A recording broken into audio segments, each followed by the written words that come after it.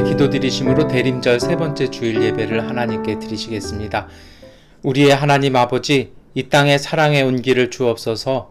차가운 마음으로 차디찬 눈빛으로 무심하게 살아온 저희들이 참 사랑으로 오신 주님을 영접하고 지난 시간들을 회개하게 하여 주옵소서.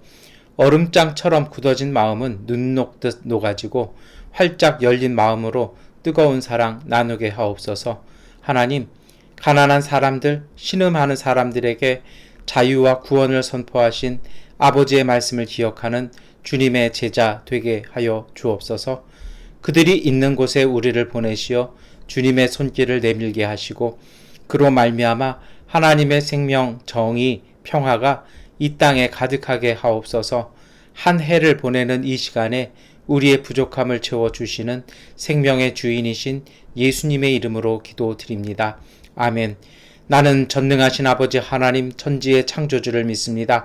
나는 그의 유일하신 아들 우리 주 예수 그리스도를 믿습니다. 그는 성령으로 잉태되어 동정녀 마리아에게서 나시고 본디오 빌라도에게 고난을 받아 십자가에 못 박혀 죽으시고 장사된 지 사흘 만에 죽은 자 가운데서 다시 살아나셨으며 하늘에 오르시어 전능하신 아버지 하나님 우편에 앉아 계시다가 거기로부터 살아있는 자와 죽은 자를 심판하러 오십니다. 나는 성령을 믿으며 거룩한 공교회와 성도의 교제와 죄를 용서받는 것과 몸의 부활과 영생을 믿습니다. 아멘. 주님의 성령 지금 이곳에 임하소서.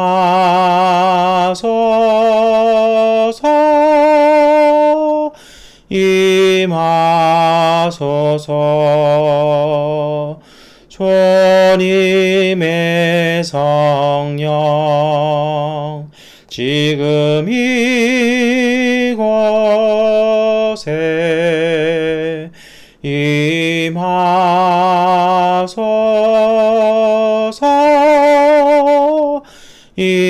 임하소서. 할렐루야, 할렐루야,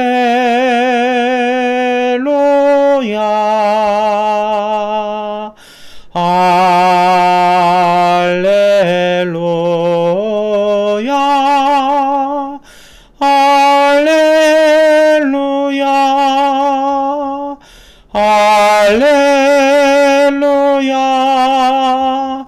할렐루야, 할렐루야,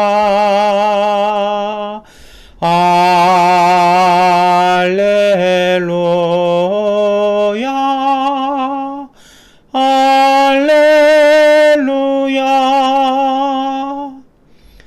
하나님께 기도드리시겠습니다. 전능하신 아버지 하나님, 대림절 세 번째 주간을 맞이하여 주 앞에 예배드립니다. 주 앞에 예배드리는 모든 자리와 모든 가정들, 모든 예배의 처소마다 하나님 함께하여 주시고 오늘 우리의 예배를 받아 주시옵소서. 믿음으로 예배드리기에 부족한 모습 그대로를 가지고 주 앞에 왔습니다. 하나님, 우리 주님의 십자가의 보혈과 사랑으로 저희를 씻어 주시고 구원의 은총을 내려 주셔서 하나님 우리를 온전하게 변화시켜 주시옵소서. 성령께서 우리에게 인도하심과 능력 더하여 주셔서 온전하게 분별할 수 있는 지혜와 하나님 용기를 가지고 믿음으로 실천할 수 있는 마음을 주시옵소서. 특별히 그 무엇보다도 선하고 맑은 마음 주셔서 하나님 세상의 어두움 속에 휩싸이는 것이 아니라 세상을 바꿔나갈 수 있는 믿음의 사람들 되게 하여 주옵소서. 오늘 우리의 생각을 지켜주시옵소서. 부정적이고 낙심하는 생각들이 아니라 하나님을 바라보고 예수 그리스도의 복음을 믿기에 소망과 희망으로 가득 찬 용기 있는 믿음 되게 하여 주시고 하나님 우리의 삶을 바꿔나갈 수 있는 믿음의 사람들 되게 하여 주옵소서. 오늘 우리가 예배 드리는 것은 인터넷 공간을 통해 서로가 함께 모여 예배 드리지만 하나님 복음을 나누고 예배 드린 우리의 삶은 우리의 현실 속에서 복음의 능력을 꽃피워낼 수 있는 주님의 가족들 되게 하여 주옵소서. 특별히 마음속에 희망 주시고 막혀있는 길과 그 담들로 인하여 낙심하지 말게 하여 주시고 하나님의 말씀을 들은 모세처럼 그것을 향하여 손을 들고 기도할 때 하나님께서 열어주시는 은총의 일 발견할 수 있는 믿음의 가정들, 그 기업들 되게 하여 주시옵소서. 특별히 몸이 불편하고 여러 가지 아픈 가운데 있는 교우들 주께서 함께하여 주시고 치료하여 주시며 위로하여 주셔서 하나님 더욱 강건한 모습으로 세상과 주님 앞에 설 수 있는 하나님 은총의 사람들 되게 하여 주옵소서. 우리에게 불기 시작한 코로나의 바람들 이제는 잠재워 주시고 미얀마 양곤의 평화를 주시옵소서. 하나님 흉흉한 소식들과 길거리의 충돌들이 이제는 평화로 바뀌어지게 하여 주시고 양심을 알게 하게 하여 주셔서 하나님 권력을 쥔 자들이 국민을 생각하고 정말 온전한 정의를 생각하며 그들의 발걸음과 그들의 분노와 모든 것들을 바꿔낼 수 있는 은총의 변화를 우리가 살아가는 이 땅 위에 허락하여 주옵소서. 진행 중인 교회 건축 가운데 은혜 주옵소서. 지금까지 주님이 지켜주시고 인도하여 주셨사오니 하나님의 성소, 하나님의 기도하는 집이 기도로 세워지는 그 은총 오늘 우리가 보게 하여 주시고 공사의 모든 마지막까지도 주님께서 안전하게 지켜주시며 악한 흐름들이 틈타지 아니하게 하여 주시며 하나님 우리가 소망과 믿음과 하나님 기도를 담아 주님의 집을 세워나가 회복과 은총의 집이 되어질 수 있도록 은혜 더하여 주옵소서. 이 믿음으로 주님 앞에 말씀을 읽고 묵상하고 기도하며 찬양하오니 우리의 예배와 찬양과 기도를 받아 주옵소서. 예수 그리스도의 이름으로 기도드립니다. 아멘.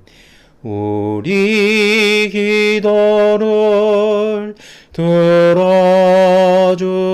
들어주소서. 간절히 비오니 우리 기도를 들어주소서. 응답해 주소서. 우리 기도를 들어주소서. 간절히 비오니 우리 기도를 들어주소서. 응답해 주소서. 아멘. 구약성서 이사야서 35장 1절부터 10절까지의 말씀을 세번역번 성경으로 봉독해 드리겠습니다. 광야의 메마른 땅이 기뻐하며 사막이 백합화처럼 피어 즐거워할 것이다. 사막은 꽃이 무성하게 피어 크게 기뻐하며 즐겁게 소리칠 것이다. 레바논의 영광과 갈멜과 샤론의 영화가 사막에서 꽃피며 사람들이 주님의 영광을 보며 우리 하나님의 영화를 볼 것이다. 너희는 맥 풀린 손이 힘을 쓰게 하여라. 떨리는 무릎을 굳세게 하여라. 두려워하는 사람을 격려하여라. 굳세어라. 두려워하지 말아라. 너희 하나님께서 복수하러 오신다. 하나님께서 보복하러 오신다. 너희를 구원하여 주신다 하고 말하여라. 그때에 눈먼 사람의 눈이 밝아지고 귀먹은 사람의 귀가 열릴 것이다. 그때에 다리를 절던 사람이 사슴처럼 뛰고 말을 못하던 혀가 노래를 부를 것이다. 광야에서 물이 솟겠고 사막에 시냇물이 흐를 것이다. 뜨겁게 타오르던 땅은 연못이 되고 메마른 땅은 물이 쏟아져 나오는 샘이 될 것이다. 승냥이 떼가 뒹굴며 살던 곳에는 풀 대신에 갈대와 왕골이 날 것이다. 거기에는 큰 길이 생길 것이니 그것을 거룩한 길이라고 부를 것이다. 깨끗하지 못한 자는 그리로 다닐 수 없다. 그 길은 오직 그리로 다닐 수 있는 사람들의 것이다. 악한 사람은 그 길로 다닐 수 없고 어린석은 사람은 그 길에서 서성거리지도 못할 것이다. 거기에는 사자가 없고 사나운 짐승도 그리로 지나다니지 않을 것이다. 그 길에는 그런 짐승들은 없을 것이다. 오직 구원받은 사람만이 그 길을 따라 고향으로 갈 것이다. 주님께 속량받은 사람들이 예루살렘으로 돌아올 것이다. 그들이 기뻐 노래하며 시온에 이를 것이다. 기쁨이 그들에게 영원히 머물고 즐거움과 기쁨이 넘칠 것이니 슬픔과 탄식이 사라질 것이다. 아멘. 복음서의 말씀 마태복음서 11장 2절부터 15절까지의 말씀을 세번역번으로 봉독해 드리겠습니다. 그런데 요한은 그리스도께서 하신 일들을 감옥에서 전해 듣고 자기의 제자들을 예수께 보내어 물어보게 하였다.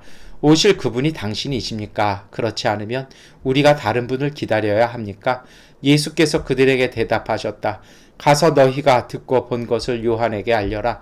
눈먼 사람이 보고 다리 저는 사람이 걸으며 나병 환자가 깨끗하게 되며 듣지 못하는 사람이 들으며 죽은 사람이 살아나며 가난한 사람이 복음을 듣는다. 나에게 걸려 넘어지지 않는 사람은 복이 있다. 이들이 떠나갈 때 예수께서 무리에게 요한을 두고 말씀하셨다. 너희는 무엇을 보러 광야에 나갔더냐? 바람에 흔들리는 갈대냐? 아니면 무엇을 보러 나갔더냐? 화려한 옷을 입은 사람이냐? 화려한 옷을 입은 사람은 왕궁에 있다. 아니면 무엇을 보러 나갔더냐? 예언자를 보려고 나갔더냐? 그렇다. 내가 너희에게 말한다. 그렇다. 그는 예언자보다 더 훌륭한 사람이다. 이 사람을 두고 성경에 기록하기를 보아라 내가 내 심부름꾼을 너보다 앞서 보낸다. 그가 내 앞에서 내 길을 닦을 것이다 하였다. 내가 진정으로 너희에게 말한다. 여자가 낳은 사람 가운데서 세례자 요한보다 더 큰 인물은 없었다. 그런데 하늘나라에서는 아무리 작은 이라도 요한보다 더 크다. 세례자 요한 때로부터 지금까지 하늘나라는 힘을 떨치고 있다. 그리고 힘을 쓰는 사람들이 그것을 차지한다. 모든 예언자와 율법서는 요한에 이르기까지 하늘나라가 올 것을 예언하였다. 너희가 그 예언을 기꺼이 받아들이려고 하면 요한 바로 그 사람이 오기로 되어 있는 엘리야이다. 들을 귀가 있는 사람은 들어라. 아멘. 찬송가 112장 찬송 드리겠습니다.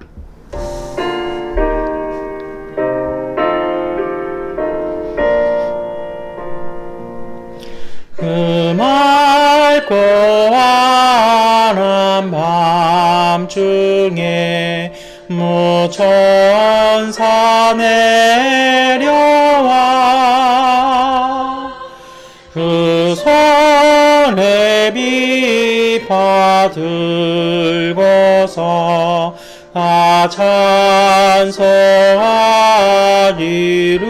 찬송하기를 평강의 왕이 오시니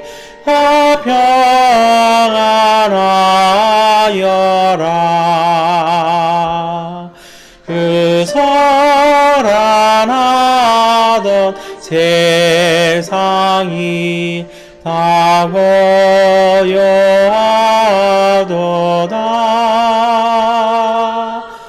무천사 날개 펴고서 이 땅에 내려와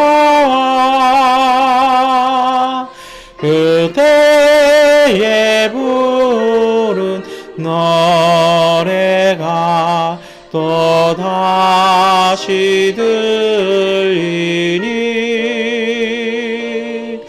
이 슬픔 많은 세상에 은위로 넘치고 온 세상 기뻐 뛰놀며 다 찬송하도다.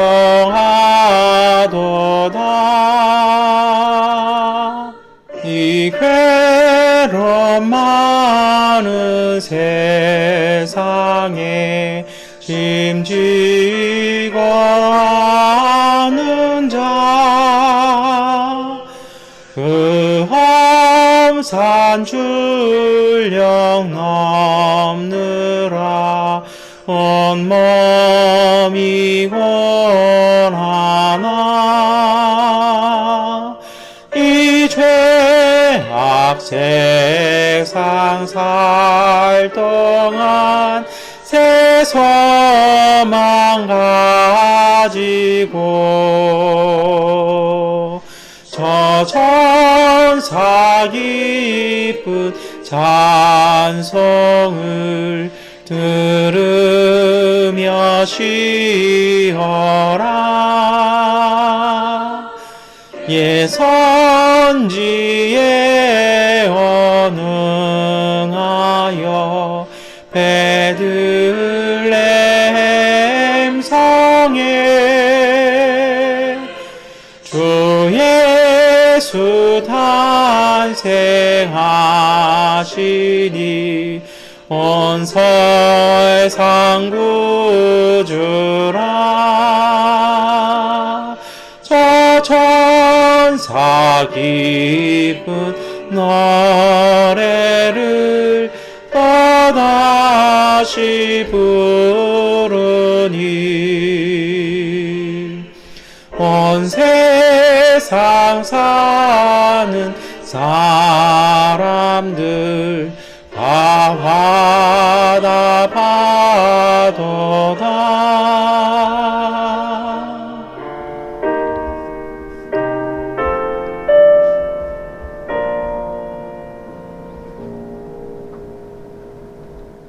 서신서의 말씀 야고보서 5장 7절부터 10절까지의 말씀을 함께 읽겠습니다.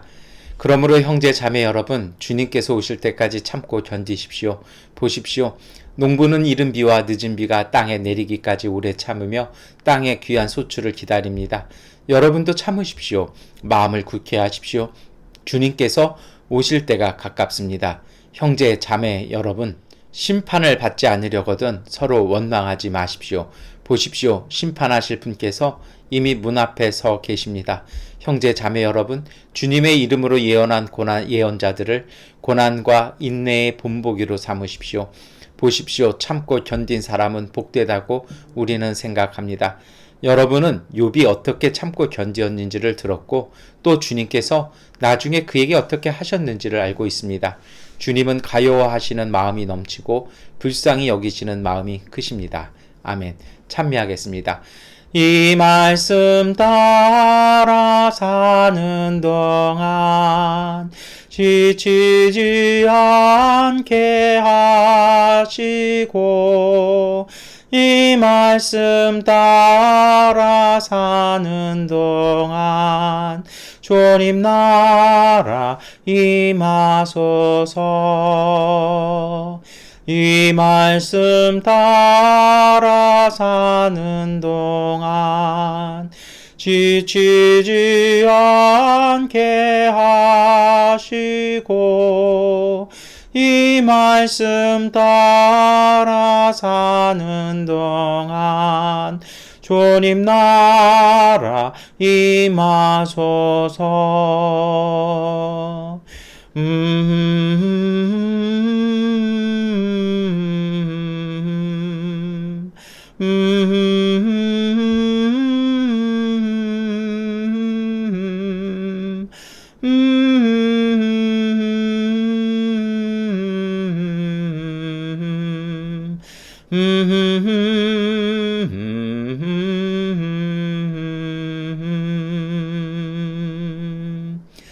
아멘. 우리 함께 교제 인사하시겠습니다. 하나님께서 우리와 함께 하십니다. 인사하시겠습니다.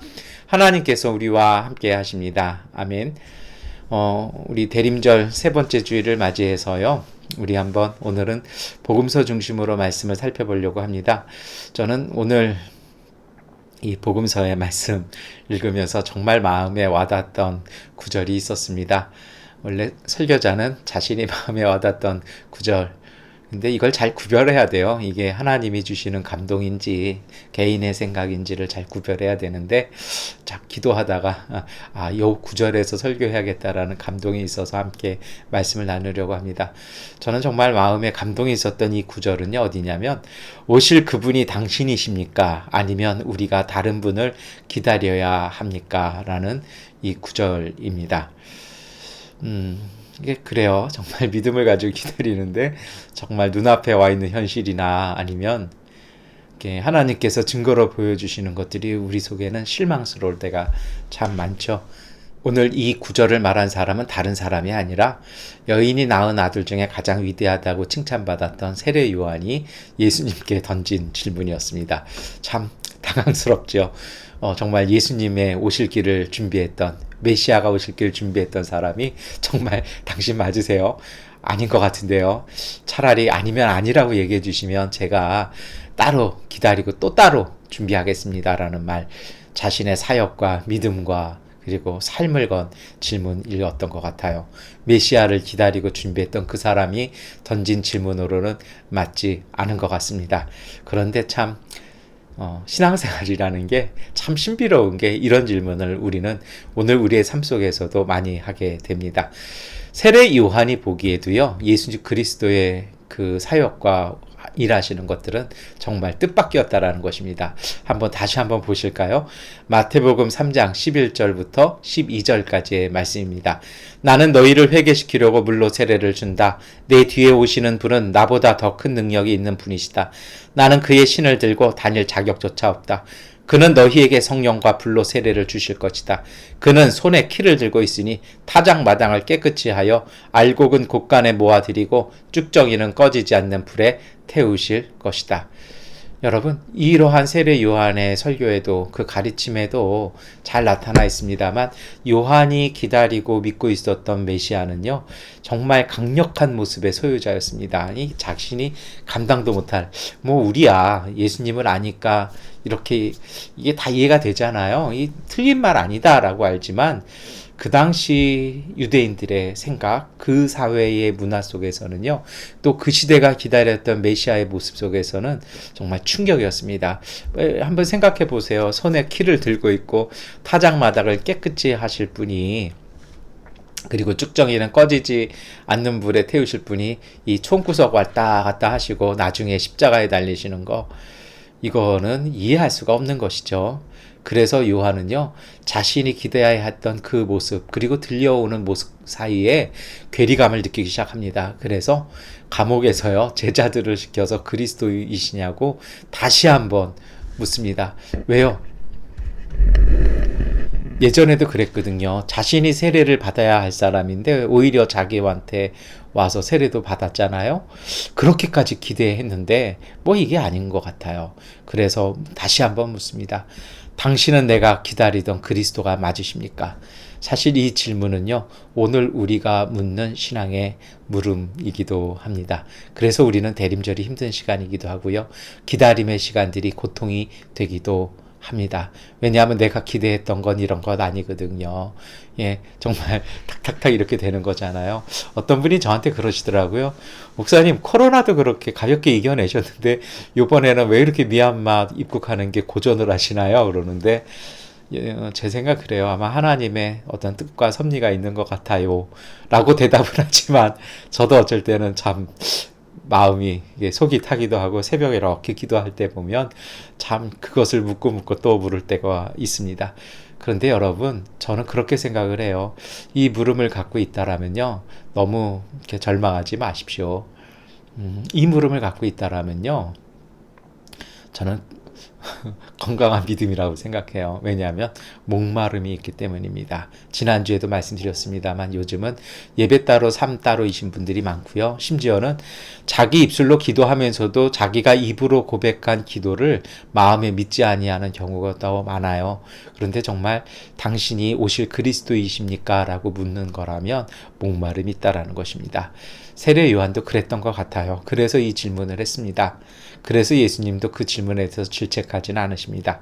그러나 세례 요한이 바른 믿음 갖고 있어도 그가에게 들려오는 이야기들은 실망스러운 행적밖에는 들리지 않습니다. 시골을 무대로요, 귀신이나 쫓아내고 가난한 사람들의 병이나 치료로 하는 그리스도는 본인이 기다렸던 그리스도는 아니었던 거죠. 자신이 선포했던 하나님 나라와 실제로 다가오는 예수님의 하나님 나라는 차이가 있었던 것입니다. 여러분, 오늘 우리도 이 대림절 세 번째 주간을 맞이해서 이것을 잘 한번 돌이켜보고 생각해 보았으면 좋겠습니다. 그래서 사실은요, 요 대림절을 준비하기 위해서 한 4주, 5주 동안 복음에 대한 이야기를 우리가 함께 나눴던 이유도 바로 여기에 있는 것입니다. 세례 요한이, 그리고 그 요한이 속해 있었던, 스가랴의 아들 요한이 속해 있었던 유대 사회가 기다렸던 메시아의 모습이 있었습니다. 그것은 바로 엘리야의 모습과도 같았습니다. 하나님 나라는요, 징벌과 불의 심판이 임하는 것이었죠. 그래서 요한은요, 메시아를 성령과 불로 세례를 주실 분이라고 선언한 것입니다. 저는 순복음교회 목사입니다. 제가 속한 교회단에서는 이 성령과 불로 세례를 주시는 분을요, 성령 세례와 불세례로 이해를 합니다. 그것은 저희가 오순절 성령의 역사를 고백하고 거기에 신앙에 중점을 두기 때문에 그렇죠. 그런데 이 말이요, 예수님 시대의 유대인들에게는요, 성령과 불로 세례를 준다라는 것은 이 심판이에요. 이방인들을 싹 쓸어버리는 그런 하나님의 심판을 이야기하는 단어였던 것입니다. 그래서 메시아는요, 심판을 통해서 세상에 정말 이방의 종말을 가져오는 존재라고 믿어졌던 때인 것입니다. 순복음교회 목사가 얘기하는 성령과 불세례와 세례 요한이 그 시대에 이야기했던 성령과 불로 주는 세례는 그 의미가 사뭇 다릅니다. 그런데요, 예수님은요, 그 시대의 유대인들, 경건한 유대인들, 심지어 세례 요한이 기대했던, 그리고 그들이 그토록 바람했던 길이 아니라 예수님의 길을 걷기 시작합니다. 세례 요한과는 다른 삶의 행적을 걷기 시작하죠. 원래 그런 것 같아요. 여러분, 제가 지난주에도 모범생 이야기를 이렇게 드렸습니다만, 누군가가 원하고 세상이 요구하는 길을 걷는 것이 아니라 하나님께서 내게 주신 길을 걷는 것, 그것이 바로 맞는 신앙의 순종인 것입니다. 이것이 헷갈리지 않았으면 좋겠습니다. 승진이 아니라 여러분, 하나님이 내게 주신 길에 순종하는 것입니다. 제가 지난 주간에 어떤 분하고 고 김수환 추기경님의 그 다큐멘터리 영화 바보야를 이렇게 봤어요. 그분의 소원이 있었더라고요. 이게 뭐냐면 시골 사람이라서 그냥 시골교회, 가난한 시골교회 본당 주임 신부 하면서 가난한 분들을 위해서. 그래서 이분 정말 대단했던 것 같아요. 고해 성사 하잖아요, 카톨릭은. 그럼 고해 성사에서 이렇게 성사를 받아주고 기도를 해주면 뭔가 잘못을 이야기하면 보속이라고 그래서 이렇게 처방전 같은 걸 내밀어요. 그게 뭐냐면 주기도문을 하루에 몇 번씩 외우세요, 거리를 청소하세요 하면서 그렇게 답을 주는 것이 있거든요. 근데 이분은 조용히 내미는데 그걸 뭘 내미냐면 그러한 어떤 보석이 담겨 있는 처방전이 나오는 것이 아니라 돈 봉투가 나오더라는 것입니다. 극빈한 가정들은요, 전부 신방하고 다니면서 물어봐서 그렇게 하고서는 선교사도 찾아가고 해외 도움 주는 기관들도 찾아가고 때로는 정부도 찾아가서 기금을 만들어서 이렇게 도왔다라는 것이죠. 근데 그분이 그 얘기 하더라고요. 자기는 그게 너무 좋았다고요. 그래서 본인 시골 어머니 같은 교회를 꿈꿨다라고 얘기하는데, 정말 그 세계사에 유례없는 고속 승진을 합니다. 40대 초반에 주교, 2년 만에 대주교, 그리고 최연소 추기경이 되었는데요. 본인이 생각하지 않았던 그 길을 한 30여 년을 한국 현대사와 함께 걸어가죠. 그러면서 그분이 그런 얘기 하시더라고요. 내 직위는 올라갔는데 하나님이 사제로서 내게 주셨던 그 길은 어떠한 자리에서든 나는 걷겠다라고요. 그리고 정말 감동받았던 게 그분의 마지막 모습 중에 하나가, 정말 이렇게 소외된 여성들이 일방을 만들어서 이렇게 옷을 만드는 작은 가공장, 집 한 구석에서 이렇게 재봉기 돌려가지고 만든 그 사제들이 예배 할 때 집전할 때 입는 그 제복을 이렇게 만들어 주었는데요. 정말 이게 단순해요. 이렇게 좋은 옷감도 쓰지 않았던 것 같아요. 왜냐하면 그러기엔 너무 그분들이 가진 것이 없었습니다. 노년의 이분이 그것을 받아 입으시고는요, 정말 놀라운 선언을 합니다. 나 죽거든 이걸로 내 복장으로 삼아달라고요. 그래서 추기경으로서 입어야 될 복장이 아니라 그 가난하고 소외되고 힘든 여성들이 마음 모아서 마지막에 만들어 주었던, 그래서 건강하셔서 다시 미사를 집전해달라는 소망 담아서 쾌유를 담아가지고 만들어졌던 그 제복이 본인의 이제 마지막 세상에서 하나님 곁에 갈 예복, 하나님 앞에 설 예복으로 그것을 선택했다라는 것이죠. 그것을 보면서 여러분 그런 생각을 했어요. 그게 예수님의 길이에요. 어떤 곳이 아니라, 어떤 길이 아니라 하나님이 내게 주신 길을 어떤 상황에서도 걷는 것, 그것이 바로 하늘의 길이고 예수님의 길입니다. 세례 요한이 이걸 놓쳤던 것 같아요. 세례 요한은 구약 전통에 따라서 메시아는 광야에서부터 온다고 생각을 했습니다. 그래서 제가 지난주에 광야 이야기 막 드렸잖아요. 근데 예수님은 자기처럼 광야에서 거주는 하지 않았어요. 그리고 자기처럼 금욕 생활을 통해서 하나님 나라의 오심을 촉구하는 삶을 살지도 않았습니다. 오히려 그 반대적인 삶을 사셨죠. 마태복음 11장 19절의 말씀입니다. 저는 이 말씀이 참 좋습니다. 인자는 와서 먹기도 하고 마시기도 하니 그들이 말하기를 보아라, 저 사람은 마구 먹어대는 자요 포도주를 마시는 자요 세리와 죄인의 친구다 한다.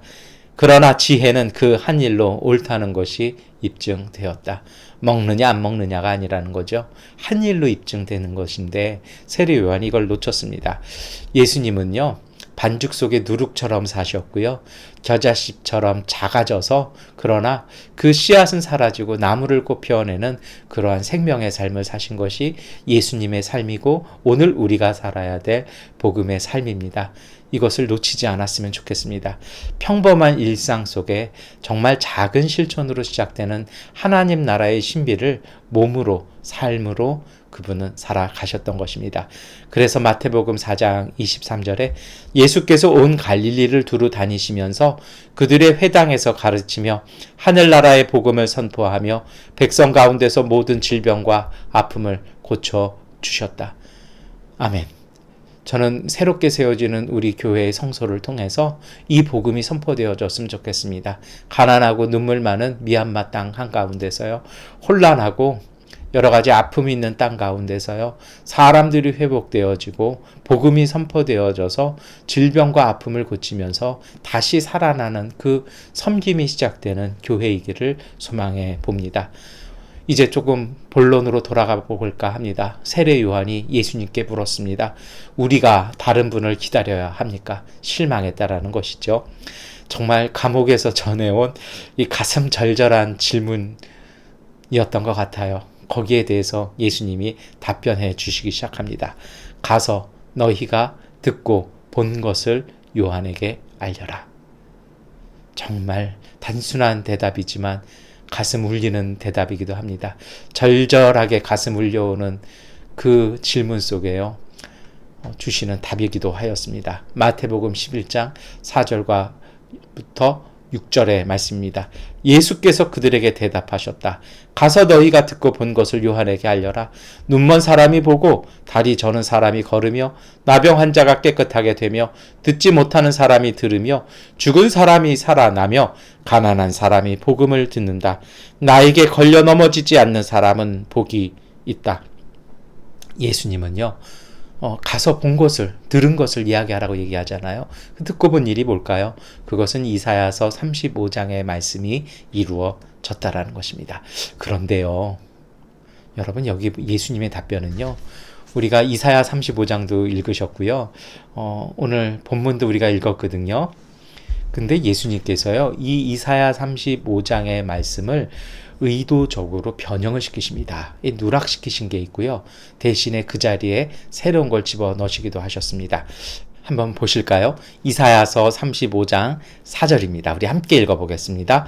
두려워하는 사람을 격려하여라. 굳세어라. 두려워하지 말아라. 너희의 하나님께서 복수하러 오신다. 하나님께서 보복하러 오신다. 너희를 구원하여 주신다 하고 말하여라. 이 부분이 빠져 있는 거예요. 앞에 마태복음 11장 4절부터 6절 말씀 다 읽으셨잖아요. 비교해보면 이사야서 35장 4절이 없는 거예요. 이것은요, 예수님께서 의도적으로 선포하신 거죠. 그건 무엇입니까? 그 시대 유대인들의 생각에는요, 경건한 사람들의 생각에 이스라엘의 회복은 하나님의 복수를 통해 이루어진다고 생각을 합니다. 그래서 그 복수는요, 모든 것이 불타고 없어지는 것이었습니다. 그런데 예수님은 의도적으로 그것을 빼버리시죠. 하나님 나라는 복수가 아니라 자비로, 사랑으로 시작되는 것임을 가르쳐 주십니다.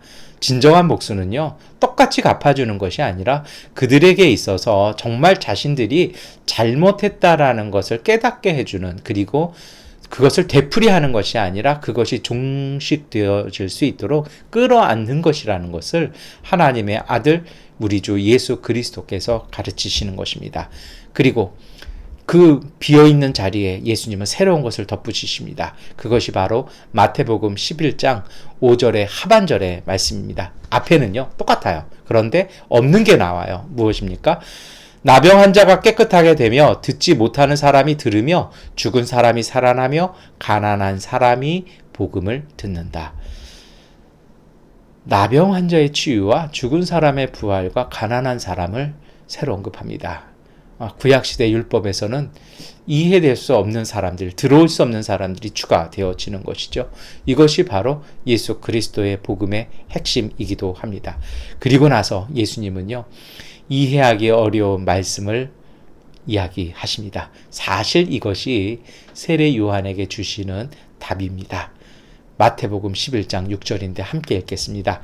나에게 걸려 넘어지지 않는 사람은 복이 있다.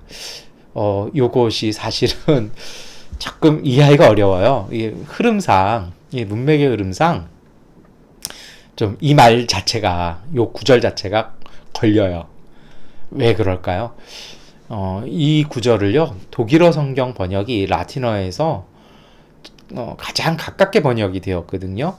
어떻게 번역을 할 수 있냐면, 이게 사실은 원어에서는 제일 가깝다라고 봐요, 저는. 어떤 뜻이냐면, 독일어 성경은 이렇게 번역이 되어 있습니다. 나를 불쾌하게 여기지 않는 사람은 복이 있다. 이게 걸려 넘어지지 않는 거죠. 한국어 번역자들이 왜 이렇게 번역한데 나름대로의 이유가 있습니다. 그러나 원래 그 뜻은 불쾌하게 여기지 않는 것이죠. 무슨 것입니까? 여러분, 예수님의 가르침을 기쁘게 받아들이는 사람이 복이 있다라는 것입니다. 예수님의 삶은, 예수님의 사역은, 예수님이 전한 복음은 세례 요한이 원하던 게 아니에요. 그러니까 예수님 뭐라고 얘기하시는 거니까? 내가 지금 하고 내가 전하는 가르침과 내 사역을 기쁘게 받아들인 사람이 복이 있다라는 것이고요. 내가 전하고 내가 행동하는 것을 기분 상하거나 거슬리거나 불쾌하게 살아간 사람은 복이 없다고 얘기하시는 것입니다. 실제 그랬잖아요. 예루살렘 불쾌했거든요. 바리새인 불쾌했거든요. 서기관 불편했거든요. 헤롯 땅은요, 정말 싫었거든요. 그래서 그들은 예수를 못 박았습니다. 거기에 대해서 긴가민가하는 요한을 향해서 예수님은 직설적인 대답을 합니다. 눈 뜨라는 것입니다. 너희가 생각하는 하나님 나라, 그것만이 다는 아니라는 것입니다. 하나님의 아들 우리 주 예수 그리스도께서 직접적으로 가르쳐 주신 그 가르침에는 이중성이 담겨 있습니다. 어떤 이중이에요? 겉과 속이 다른 것이 아니고요. 이 복음은요, 어떤 이에게는 희망을 주지만 때로 어떤 이들에게는 불쾌와 거부를 갖고 온다라는 것입니다. 오늘 우리 시대가 그런 것 같아요. 오늘 우리들의 교회가 그런 것 같고요. 오늘 우리가 그런 것 같습니다. 이것을 잘 한마디로 표현한다라면요, 그것은 바로 갈릴리 교회와 예루살렘 성전의 비교해 보시면, 아니 비교가 아니라 그 대조된 모습 보시면 볼 것 같아요. 갈릴리와 예루살렘은요, 메꿀 수 없는 간격이 있습니다. 우리는 어떻습니까? 예수의 복음이 불편하지는 않으십니까? 대형 교회는 불편할 것 같아요. 명성교회나 이런 교회들 있잖아요. 상당히 많이 불편할 것 같아요. 그래서 그들은 예수의 복음과는 관련 없는 이야기들을 예수님의 말씀과 함께해서 자의적으로 해석해서 자신들의 이야기로 바꿔놓는 왜곡을 하는데 서슴지 않는 것 같습니다. 복 있는 사람들이란 어떤 사람들일까요? 무엇이 불편하게 하고 무엇이 기쁘게 바꿀까요? 저는 이렇게 생각합니다. 복 있는 사람들, 예수님의 말씀이 정말 목마른 사람에게 샘물같이 여겨지는 사람들은요, 예수님의 치유를 받아들인 사람들입니다. 가난과 고통, 소외와 멸시의 아픔에서 해방되어서 일상으로 돌아갔던 사람들입니다. 가나레무 사람, 상처 속에 있는 사람들이 예수님의 이 복음이 기뻐함 받았다라는 것입니다. 길이 없어서 헤맸던 사람들에게 새 길 만들어주신 그리스도의 삶, 이것을 체험하는 사람에게 예수 그리스도의 가르침 복음은 기쁜 소식이 되는 것입니다. 구원의 기쁨으로 그리스도와 함께 시작된 하나님 나라의 삶에 동참하는 분들, 이분들이 바로 예수의 가르침이 즐겁고 복된 소식이고 꿀송이보다도 단 목소리가 되는 것인 것입니다. 이와 반대로 불쾌함으로 복을 받지 못하는 사람들이 있지요. 어떤 것입니까? 가난하고 소외된 이들이 이웃되기가 못마땅한 사람들입니다. 왜요? 세상에 만들어준 이 어떤 질서가 온전한 건 아니거든요. 정말 온전한 것은요, 정말 바른 것은요, 이 질서를요, 그때그때 상황에 맞추어서 끊임없이 바꿔나가야 하는 것이죠. 그런데 그것을 바꾸기가 싫어요. 왜냐고요? 거기에는 이미 얻어진 내 기득권과 편안함이 있기 때문입니다. 이것을 바꾸는 그 불편함을 감수하려고 하지 않아요. 그래서 가난하고 소외된 이들을 고치시는 예수의 복음이 그들은 불편합니다. 예수님이 자신의 권리를 침해하고요, 이익을 가져갔다고 하는 사람들입니다. 그래서 어느 순간 교회들은 예수 그리스도의 복음과 가난한 이웃과 가난한 교회를 위한 연대와 사랑은 잊어버리고요, 예수님이 계셔야 될 자리에 큰 교회 건물과 대리석을 깔기 시작하고요, 스크린과 방송 장비로 무장했던 것 같아요. 여러분, 교회를 평가하는 척도는요, 얼마나 복음에 합당한 삶을 사는 교회가 아니라 몇 명 모이는지가 교회의 기준이 되고요, 얼마나 많은 기금을 나눠주는 것이 교회의 기준이 된다라면 그것은요, 잘못된 교회입니다. 잘못된 평가고요, 삐뚤어진 시각입니다. 교회 안에도요, 예루살렘의 대제사장들이 존재합니다. 바리새인들이 존재합니다. 여러분, 이것을 잘 구별했으면 좋겠습니다. 복음이 기쁨으로 받아들이지 아니하고 예수님의 가르침이 기뻐지지 않는다라면 우리는 무엇인가 잘못된 것입니다. 그래서 오늘 우리는요, 내려와야 됩니다. 그래서 때로는요, 흘려보내야 되고요, 때로는 부수어야 되고, 때로는 뜯어 고치는 것입니다. 그것이 바로 끊임없이 개혁하는 교회, 우리 개신교회 신앙의 모토이기도 하다라는 것입니다. 예수님은 말씀하시죠. 나에게 걸려 넘어지지 않는 사람은 복이 있다. 나를 불쾌하게 여기지 않는 자는, 나를 순수하게 받아들이는 자는 복이 있다라고 말씀하시는 것입니다. 사람들을 배척하기 위해서, 정죄하기 위해서 하신 말씀은 절대 아닙니다. 여러분, 이 말씀은요, 진정한 믿음으로 초대해 주시는 말씀입니다. 우리 교회가 이 말씀을 이 대림절 세 번째 주간에 소중히 들으시기를 축원합니다. 예수님께서 말씀하십니다. 마태복음 11장 15절의 말씀입니다. 들을 귀가 있는 사람은 들어라. 우리가 들을 귀 갖췄으면 좋겠습니다. 그리고 예수님은 요한복음 15장 11절 12절에 다시 말씀하시죠. 내가 너희에게 이러한 말을 한 것은 내 기쁨이 너희 안에 있게 하고 또 너희의 기쁨이 넘치게 하려는 것이다. 내 계명은 이것이다. 내가 너희를 사랑한 것과 같이 너희도 사랑하여라. 우리가 집중해야 될 것은요, 교회 건물 숫자가 아니라 우리가 얼마만큼 예수님처럼, 예수님 닮아 사랑하느냐인 것입니다. 이것이 바로 예수 그리스도의 복음이고 구원입니다. 세례 요한의 시대의 한계 때문에요, 복음의 이해가 어려웠습니다. 그러한 어려움에 대해서 예수님이 가르침을 주시는 것이죠. 그 시대의 사람들이 생각하는 그러한 복음은요, 이런 것이었습니다. 어떤 것이냐면 힘을 쓰는 사람들이 차지하는 하나님 나라의 은총이라고 마태복음 11장 12절에 그래서 세례자 요한 때로부터 지금까지 하늘나라는 힘을 떨치고 있다. 그리고 힘을 쓰는 사람들이 그것을 차지한다. 물론 이 말씀은요, 노력하고 실천하는 사람들, 그것을 얻기 위해서 삶을 걸고 신앙생활하는 사람들이 차지할 것이라는 것이죠. 그런데 이것이 바뀐 개념이라는 것이죠. 그 전에 사람들은요, 심판과 복수로 이해를 했는데 아니라는 거예요. 예수님과 함께 시작된 복음의 은총이 있습니다. 힘을 가진 사람들이 아니라 힘을 쓰는 사람이요. 자꾸 힘만 가지려고 하지 힘을 좋은데 안 쓰잖아요. 바르게 힘을 쓰는 것입니다. 그래서 어떻게 해요? 작은 사람을 귀하게 보는 그러한 사랑의 힘을 쓰는 사람들이 하나님 나라를 차지한다라는 것입니다. 그리고 이것은 엄밀하게 얘기하면요, 힘이 아니라 겸손한 사람들이 누리는 하나님 나라의 기쁨을 이야기하는 것입니다.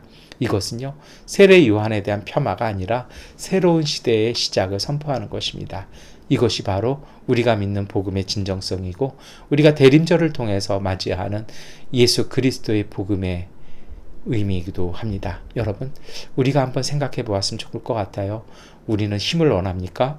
아니면 겸손과 사랑을 원하십니까? 우리 교회가 대형 교회를 부러워한다라면 그건 잘못된 것일 것입니다. 정말 가난하고 눈물 많은 땅, 이 미얀마 양곤에서 커지고 호사스러워지고 건물 크고 평수 큰 거, 그것이 자랑할 일이겠습니까? 우리는 더 작아져야 합니다. 그런데 한국 교회가 안타까운 것 같아요. 대형 교회만 부러워합니다.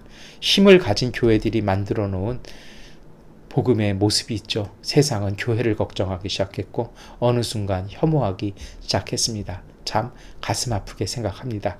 오늘 우리를 구원하는 것들이 있습니다. 그것이 힘과 권력과 자본입니까? 우리가 한번 다시 생각해 봐야 돼요. 이것인지 아니면 하나님의 사랑과 이웃과 함께 나누는 겸손인지를 다시 한번 생각해 보아야 합니다. 마태복음 11장 7절과 8절은 말씀하십니다. 이들이 떠나갈 때 예수께서 무리에게 유한을 두고 말씀하셨다. 너희는 무엇을 보러 광야에 나갔더냐? 바람에 흔들리는 갈대냐? 아니면 무엇을 보러 나갔더냐? 화려한 옷을 입은 사람이냐? 화려한 옷을 입은 사람은 왕궁에 있다. 여러분, 오늘 우리도 그런 것 같아요. 신앙생활 하면서 신앙의 목적이 잘되고 성공하는 것인가요? 그런 분들은 여의도에 많습니다. 까만 옷 입고요. 정치하시는 분들, 금융 있는 분들, 큰 교회 다니시는 분들 거기 많아요. 때로는 강남에도 있지요. 우리가 예수님을 믿는 목적이 이것이라면 잘못됐다라는 것입니다. 차라리 여의도나 강남에 가십시오. 지역을 비난해서 죄송합니다만 이것도 나름대로의 메타포라고 이해해 주시기 바랍니다. 그래서 그런지 그런 분들이 여의도나 강남에 많이 가시는 것 같습니다. 신앙의 목표와 내용을 분명하게 성찰해야 합니다. 이사야서 35장 8절부터 10절은 말씀합니다. 함께 읽겠습니다. 거기에는 큰 길이 생길 것이니 그것을 거룩한 길이라고 부를 것이다. 깨끗하지 못한 자는 그리로 다닐 수 없다. 그 길은 오직 그리로 다닐 수 있는 사람들의 것이다. 악한 사람은 그 길로 다닐 수 없고 어리석은 사람은 그 길에서 서성거리지도 못할 것이다. 거기에는 사자가 없고 사나운 짐승도 그리로 지나다니지 않을 것이다. 그 길에는 그런 짐승들은 없을 것이다. 오직 구원받은 사람만이 그 길을 따라 고향으로 갈 것이다. 주님께 속량받은 사람들이 예루살렘으로 돌아올 것이다. 그들이 기뻐 노래하며 시온에 이를 것이다. 기쁨이 그들에게 영원히 머물고 즐거움과 기쁨이 넘칠 것이니 슬픔과 탄식이 사라질 것이다. 아멘. 여러분, 이사야 선지자가 예언했던 이 길, 이 거룩한 길은요, 겸손함과 선함과 믿음으로 발견한 사람들만이 걸을 수 있는 길입니다. 여러분, 그 생각해보면 그래요. 그 길에 사자도 없고 뭐 이런 것이 없으니 갑옷이 필요하겠습니까? 칼이 필요하겠습니까?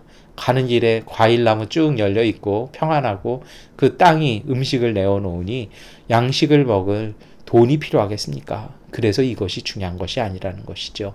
중요한 것은요, 그 길 바라보는 사람은요, 돈이 많이 가진 사람, 힘을 가진 사람, 권력을 쓰는 사람, 힘센 사람이 아니라 겸손하고 선한 믿음 가진 사람, 예루살렘을 뒤흔들어 놓는 신앙의 종교계의 슈퍼스타가 아니라 갈릴리 눈물 많고 가슴 아픈 땅을 돌아다니며 가난하고 힘들고 하늘밖에 쳐다볼 수 없는 사람들을 위로해주고 떠안아주는 것이 바로 진정한 메시아의 모습이라고, 그것이 우리가 믿는 하나님 아버지의 모습이라고 예수님은 세례 요한에게 말씀해 주고 계시는 것입니다.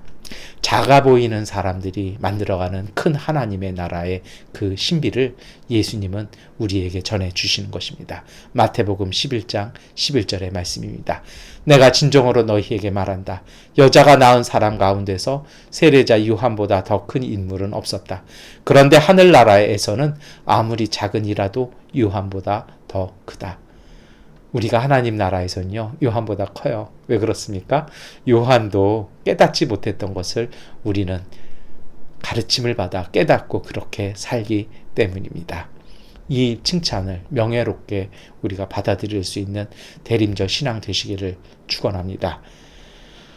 우리에게는요, 하나님께서 열어주신 그리고 그 길로 들어오라는 하나님 나라의 초대가 우리 앞에 있습니다. 작고 연약한 우리에게 이 초대가 기쁨이 되는 이유가 있어요. 그것은요, 하나님 나라가 징벌이 아니라 하나님의 사랑으로 시작되는 길이라는 것입니다. 겸손한 사람이 인정받는 곳이라는 것입니다. 누가 나를 알아주고 내가 해야 직성이 풀리는 것이 아니고요. 누군가 했을 때 내게 있는 것을 보태어 줄 수 있고 힘을 실어 줄 수 있는 사람들, 그리고요, 누군가의 조명을 비춰주면서 그것이 마냥 행복할 수 있는 겸손한 사람들, 그 모습이 우리 미얀마 한인연합교회 성도들의 이름 되시기를 축원합니다. 성경이 그렇게 얘기하는 것 같아요. 샘빠른 가룟 유다가 아니라 실수투성 베드로가 예수님의 제자였다라는 것이죠. 여러분, 우리는 샘이 빠릅니까? 실수투성입니까? 우리가 이것을 잘 보았으면 좋겠습니다. 하나님 나라의 기쁨이 있습니다. 마태복음 11장 15절 말씀이죠. 우리 함께 읽고 고백하겠습니다. 눈먼 사람이 보고 다리 저는 사람이 걸으며 나병 환자가 깨끗하게 되며 듣지 못하는 사람이 들으며 죽은 사람이 살아나며 가난한 사람이 복음을 듣는다. 교회를 크고 화려하게 짓고요. 교회에 그 비싼 수십억짜리 파이프 오르간 들여놓는 거, 성도가 몇만 명 돌파되는 거, 담임 목사가 차 크고 검정색 차 타는 것보다, 여러분, 이게 진짜 기쁜 일이잖아요. 자기 진로 못 찾던 사람들이 길을 찾아가고요. 제대로 걷지 못했던 분들이 힘을 얻어서 자기 삶을 열심히 살아가고요. 부정하다 생각했던 사람들이 정결하게 되고요. 정말 듣지 못해서 답답했던 분들이 맑고 명쾌하게 듣고요. 인생 포기하고 죽음 속에 있었던 사람들이 살아나고, 가난했던 사람들이 희망을 듣는 것, 그래서 다시 그 가난을 떨쳐버리고 일어나는 사실, 이것이 하늘나라의 진정한 기쁨이고 교회가 기뻐해야 될 소식이고 기준이고요. 오늘 우리가 꿈꿔야 할 우리 신앙의 목표라는 것입니다. 여러분, 고통과 희망 없는 사람들을 일으켜 세우시는 사랑, 이것이 우리가 믿는 복음입니다. 뒤처진 사람들에게 베풀어지는 은총이 있음을 믿고 소망하시기를 여러분 축원드립니다. 우리 교회는 이래야 합니다. 겸손함으로 받아들이는 구원의 길 걷는 것, 이것이 바로 성도의 삶입니다. 이제 그 길 앞에서 우리는 다짐하고 기도하고 걸어야 할 것이 있습니다. 그렇지 않으면 우리가 다른 분을 기다려야 합니까? 라는 이 세례 요한의 가슴 절절한 질문 앞에서요, 삶의 고통과 답답함이 주는 이 질문 앞에서 야고보서는 우리에게 가르침을 줍니다. 야고보서 5장 7절과 8절 말씀입니다. 함께 읽겠습니다. 그러므로 형제 자매 여러분, 주님께서 오실 때까지 참고 기다리십시오. 보십시오, 농부는 이른 비와 늦은 비가 땅에 내리기까지 오래 참으며 땅의 귀한 소출을 기다립니다. 여러분도 참으십시오. 마음을 굳게 하십시오. 주님께서 오실 때가 가깝습니다. 아멘. 근데 여러분, 이 가깝다라는 말씀의 의미는 어떤 걸까요? 가깝다라는 건요, 이게 또 번역은 반역이라는 얘기인데요. 여기서의 가깝다라는 것은 거리가 아니에요. 시간의 의미가 아니라 존재의 시각이에요. 좀 이야기가 좀 그러시죠. 이건 나중에 성경 공부할 때 한번 말씀드릴 건데요. 한번 여기에 대해서 예수님이 가르침을 주셨어요. 누가복음 17장 20절부터 21절 말씀인데요. 바리새파 사람들이 하나님의 나라가 언제 오느냐고 물으니 예수께서 그들에게 대답하셨다. 하나님의 나라는 눈으로 볼 수 있는 모습으로 오지 않는다. 우리 함께 읽겠습니다. 또 보아라, 여기에 있다 또는 저기에 있다 하고 말할 수도 없다. 보아라, 하나님의 나라는 너희 가운데에 있다. 바리새의 사람들이 시간으로 물어봤더니 예수님은 존재로 답변하시잖아요. 그러니까 가까이 있다라는 말은요, 오늘 우리 안에 존재한다라는 것입니다. 이미 하나님의 나라는 예수 그리스도의 오심을 통해서 우리 안에 시작되고 있다라는 것입니다. 대림절, 이 세 번째 주일에 우리가 살아가야 하는 믿음의 신비가 있습니다. 세상에 있지만요, 우리는 하나님 나라의 사람들입니다. 그래서 하나님 나라의 사람들로 성도로 살아갈 삶의 능력을 지니고 살아야 합니다. 고린도후서 6장 6절부터 10절까지의 말씀을 우리의 신앙으로 고백하겠습니다. 또 우리는 순결과 지식과 인내와 친절과 성령의 감화와 거짓 없는 사랑과 진리의 말씀과 하나님의 능력으로 이 일을 합니다. 우리는 오른손과 왼손에 의해 무기를 들고 영광을 받거나 수치를 당하거나 비난을 받거나 칭찬을 받거나 그렇게 합니다. 우리는 속이는 사람 같으나 진실하고 이름 없는 사람 같으나 유명하고 죽는 사람 같으나 보십시오 살아 있습니다. 징벌을 받는 사람 같으나 죽임을 당하는 데까지는 이르지 않고 근심하는 사람 같으나 항상 기뻐하고 가난한 사람 같으나 많은 사람을 부유하게 하고 아무것도 가지지 않은 사람 같으나 모든 것을 가진 사람입니다. 아멘. 여러분, 이 모든 삶의 시작은 어디에서 할 수 있는 것일까요? 하나님 앞에 겸손한 모습으로 설 때 이것이 시작되어지는 것입니다. 하나님 앞에서 겸손하게 서기에 매일매일의 상황 속에서 하나님 나라에 대한 믿음으로 우리의 속을, 우리의 안을 채워가는 사람들의 그 신앙의 결단에서 시작되어지는 것입니다. 우리 안에 하나님 나라의 소망을 담기에 새로운 성찰과 부르심 앞에서 우리를 끊임없이 고쳐나가면서요, 성찰해 나가면서 순종하는 오늘 우리에게서 시작되어지는 것입니다. 여러분, 하나님의 사랑에 감사하며 이웃을 향해 새롭게 보고 더불어 함께 길을 걷기에 이 하나님 나라의 신비는 삶의 열매를 맺어 가는 것입니다. 우리 안에 시작된 하나님 나라의 그 희망의 현실을 믿으면서 인내하며 이루어가는 이 농부의 마음, 이것이 바로 믿음이고 이 믿음으로 우리는 대림절 이 세 번째 주간을 보내십시오. 대림절 세 번째 주일의 신앙으로 승리하시기를 축원합니다. 기도하겠습니다. 사랑의 하나님, 대림절에 우리에게 주신 말씀 따라 소박하고 가끔은 절박한 우리의 삶 속에 예수님께서 함께하고 있음을 참되게 믿게 하옵소서. 우리의 삶 속에 말씀이 육신이 되어 주신 그 희망 품고 고백함으로 소박하지만 정직하고 성실하게 우리의 삶의 자리를 지켜나가게 하셔서 하나님이 오실 길을 준비하는 믿음의 사람들 되게 하옵소서. 우리에게 오신 하나님, 하나님 나라의 생명과 평화로 이 땅을 복되게 하옵소서. 예수 그리스도의 이름으로 기도합니다. 아멘. 찬송가 211장 찬송 드리겠습니다.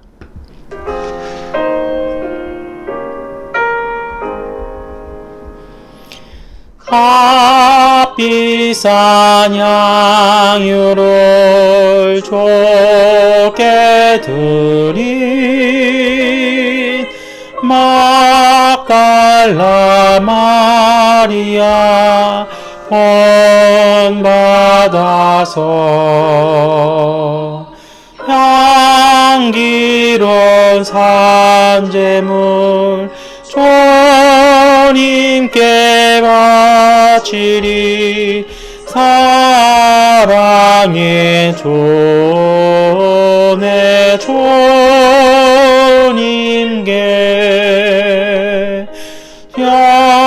연약한 자에게 힘을 주고 어두운 세상에 빛을 비춰 성실과 인내로 내 영제 이끌리 사랑의 주 내 주님께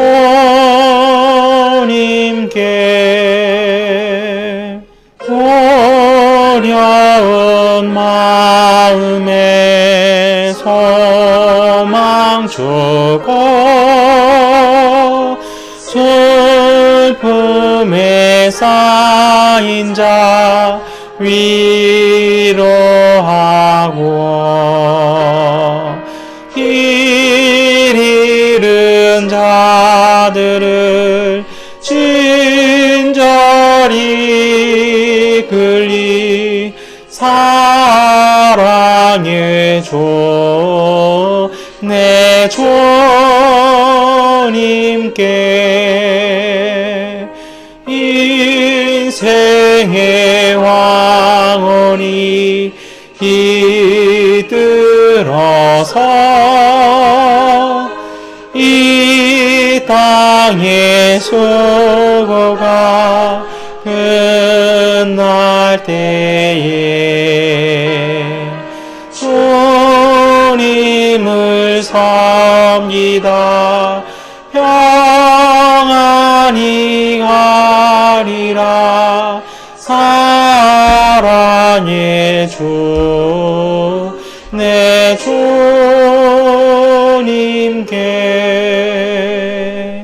아멘.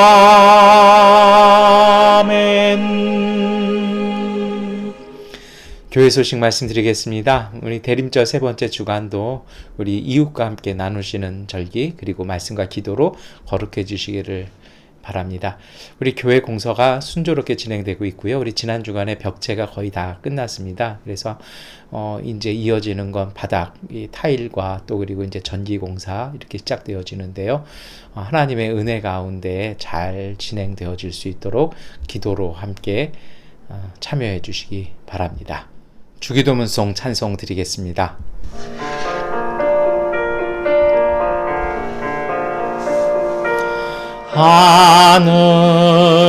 하늘에 계신 아버지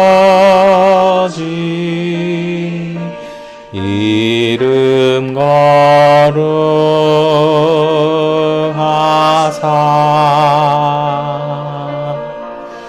주님 나라 임하시고 뜻이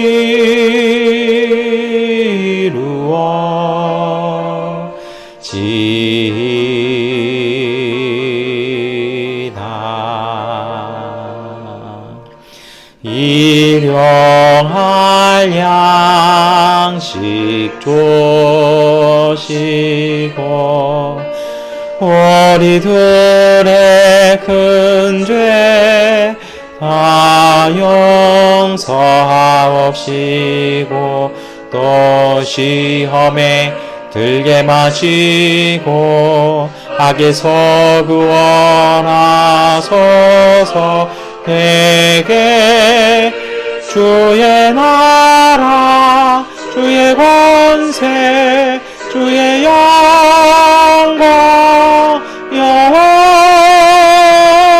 영원히 아멘.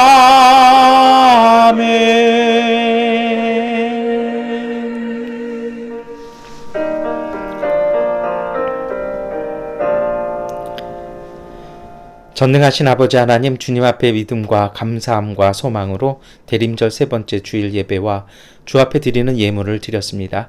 주님이 이 모든 예물을 받아 주시옵소서. 주일 헌금, 감사 헌금, 11조 예물, 또한 이웃을 위한 구제 헌금, 교육 헌금, 성전 건축 헌금, 주께서 이 모든 것을 받으시고 그 믿음의 손길 가운데, 감사의 손길 가운데 은혜와 복 주셔서 항상 주님의 은총이 끊임없이 이어지게 하여 주시옵소서.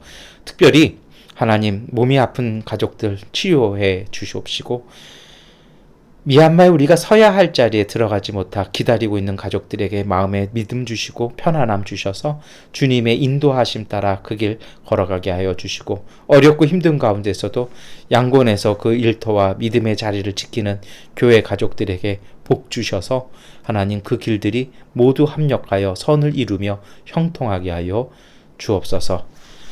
지금은 우리 주 예수 그리스도의 은혜와 거룩하신 하나님의 은총과 보혜사 성령님의 역사와 능력이 예수 그리스도의 복음을 믿으며 하나님의 사랑의 은총을 고백하기에 우리 안에 시작된 하나님 나라의 생명과 은총을 따라 겸손한 모습으로 살기로 결단하는 믿음의 가족들 위에 영원히 함께 하시기를 간절히 축원하옵나이다. 아멘. 주님의 평화가 우리와 함께 우리의 이웃들 가운데 하나님께서 함께 하십니다. 이것으로 대림절 세 번째 주일 예배를 마치겠습니다.